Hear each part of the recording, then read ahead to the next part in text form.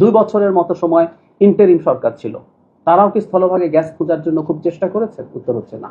বিদ্যুৎ জ্বালানির সর্বশেষ পরিস্থিতি নিয়ে যদি একটু বলি, সংকট মোকাবেলায় সরকার কি করছে? এখনো আপনারা খেয়াল করেছেন যে গ্যাসের সরবরাহ পূর্ণ মাত্রায় প্রতিস্থাপিত হয়নি। আমাদের FSRU যেটা নষ্ট হয়েছিল, আগুন ধরেছিল, সেটা ঠিক করা হয়েছে, কিন্তু এই মুহূর্তে গ্যাসের যে কার্গো আছে সেই কার্গো সাপ্লাই আসতে একটু সমস্যা হচ্ছে। সেটা হলে এর মধ্যে ঠিক হয়ে যাবে। সরকার কি কি করছে আমরা একটু বলতে চাই। শিল্পোক্তাদের কারখানা টিকিয়ে রাখতে গ্যাস ও বিদ্যুৎ বিল এককালীন না দিয়ে 12 মাসের কিস্তিতে পরিশোধের সুযোগ দেওয়ার পরিকল্পনা হচ্ছে। ব্যবসায়ীদের সংখ্যা গুজব দূর করতে নিয়মিত অফিসিয়াল ব্রিফিং দেওয়া হচ্ছে। আরো কি কি পদক্ষেপ নেওয়া হচ্ছে সেগুলো যদি একটু বলি।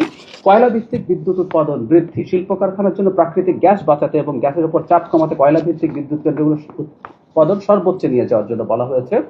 ভোলা গ্যাস পাইপলাইন প্রকল্প, আমাদের ভোলার মাননীয় MP আছেন, ভোলা নতুন গ্যাস ক্ষেত্র থেকে জাতীয় গ্রিডে দ্রুত গ্যাস যুক্ত করতে 500 কোটি টাকা ব্যয় একটি জরুরি পাইপলাইন নির্মাণের সম্ভাব্যতা যাচাই সম্পন্ন হয়েছে। এটা দ্রুত বাস্তবায়ন করা হবে। আমরা এই আলাপ করেছি, ভোলায় কমার্শিয়ালি ভায়াবল গ্যাস মজুদ আছে, কিন্তু সেটা কিভাবে আনা হবে নানান আলোচনা ছিল। পাইপলাইন না, ওটাকে LNG তে কনভার্ট করে আনা হবে, সেটা খুব দ্রুত হবে।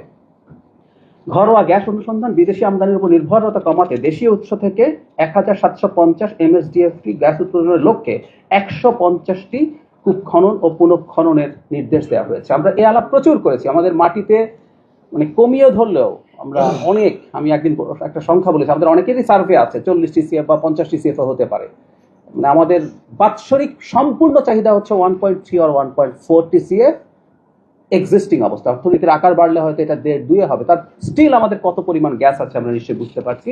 এবং আমরা আবারও বলতে চাই, স্থলভাগের গ্যাস অনুসন্ধান বন্ধ রেখে কিছু অলিগার্কের হাতে এটা তুলে দেওয়ার জন্য আসলে এটা করা হয়েছে।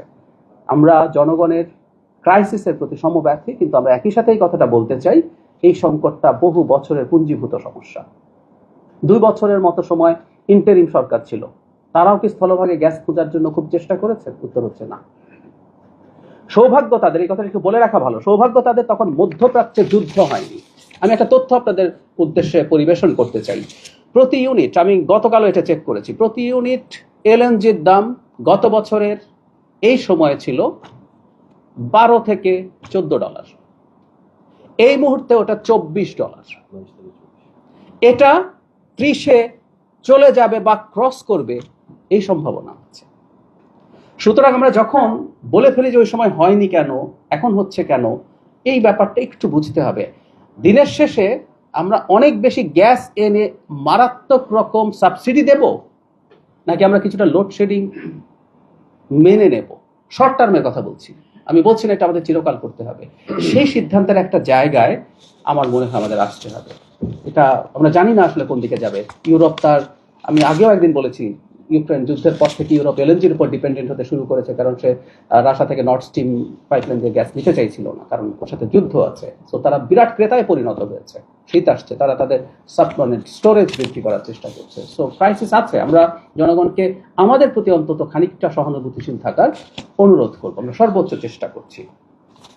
মাননীয় প্রধানমন্ত্রী মালয়েশিয়ার প্রধানমন্ত্রীকে ফোন করেছেন গ্যাসের জন্য, আপনারা নিশ্চয়ই তথ্য জানেন। কাতারের সাথে আলোচনা হয়েছে। আরো যারা আপনারা জানেন, আমরা যে স্থায়ী চুক্তি করি বা দীর্ঘমেয়াদী চুক্তির মধ্যে দুটো দেশের মধ্যে বেশি আমরা কাতার থেকে, কাতার আর ওমানের সাথে আছে, সেখানে রীতিমতো আমাদের মন্ত্রী এবং উপদেষ্টারা গেছেন নতুন করে যাতে সেখান থেকে কিছু পাওয়া যায়। আমরা আশা করি আমরা সমস্যা সহনীয় অবস্থায় যাব। এবং মাননীয় অর্থমন্ত্রী যেটা বলেছেন, রিয়াল কথাটা বলা ভালো, যথেষ্ট ভালো একটা অবস্থায় যেতে আমাদের 2 বছরের মতো সময় লাগবে।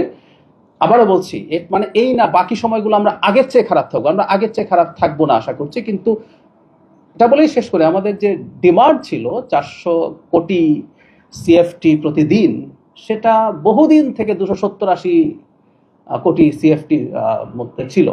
যদি সেটা থাকে, ঘাটতি তো আগেই ছিল আসলে। আরেকটা কথা মনে রাখতে হবে, অর্থনীতির সাইজ তো বাড়ছে, আর বিশেষ করে একটা নির্বাচিত গণতান্ত্রিক সরকারের সময় অর্থনীতি অনেক ফাস্ট গ্রো করার প্রবণতা থাকে, ফলে ডিমান্ডও এনার্জির বাড়তে থাকে। সো এই সব কিছু মাথায় রেখে আমরা এরকম একটা সময়ের কথা বলছি এবং আমরা গ্র্যাজুয়ালি ভালোর দিকে যাবো ইনশাআল্লাহ।